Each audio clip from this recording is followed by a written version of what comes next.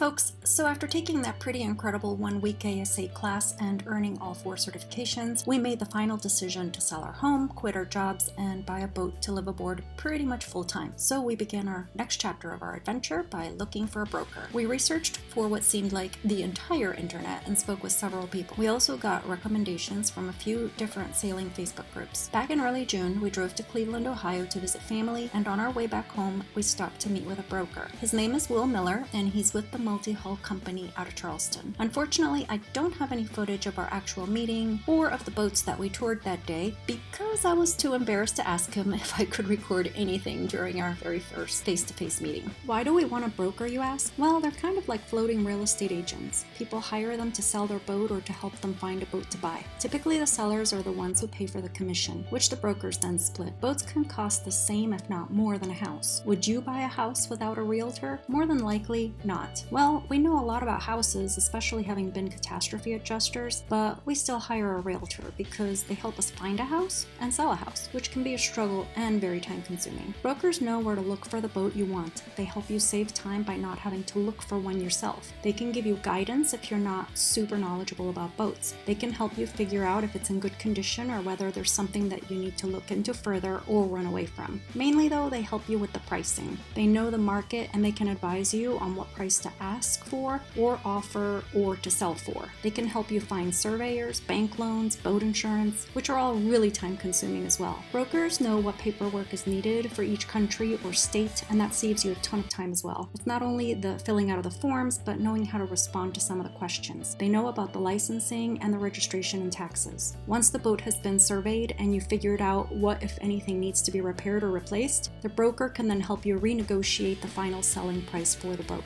They typically also handle the escrow account, which can be of critical importance.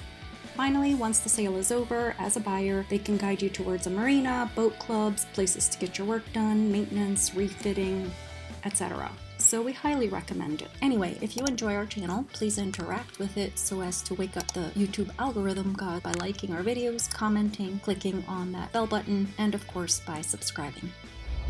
Driving home from Cleveland, visiting family, and stopping off in Charleston to meet our potential new broker who's going to help us find a boat.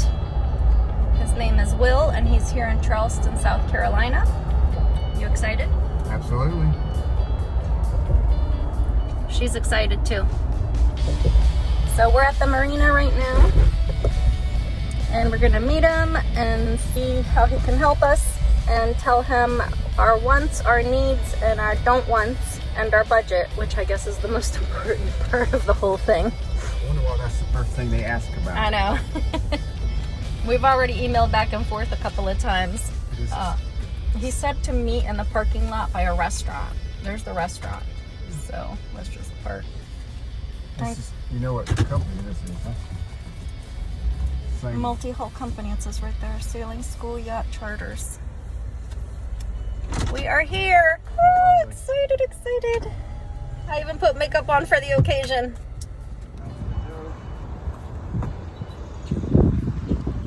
It's a Safe Harbor, same brand that we have back home where our Catalina is in a slip. Multi-hull company.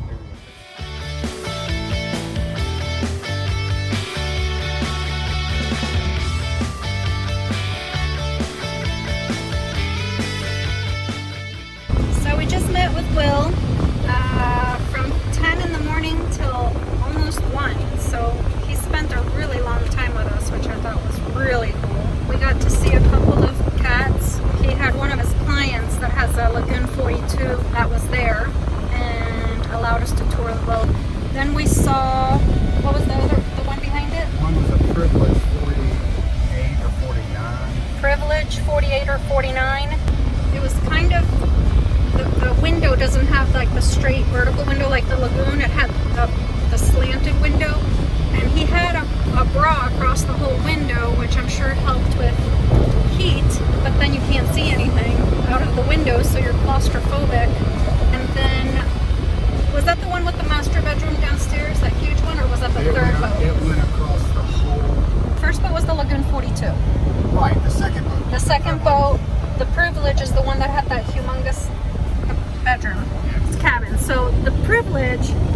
has a master cabin that is the entire width of the boat, of the cat.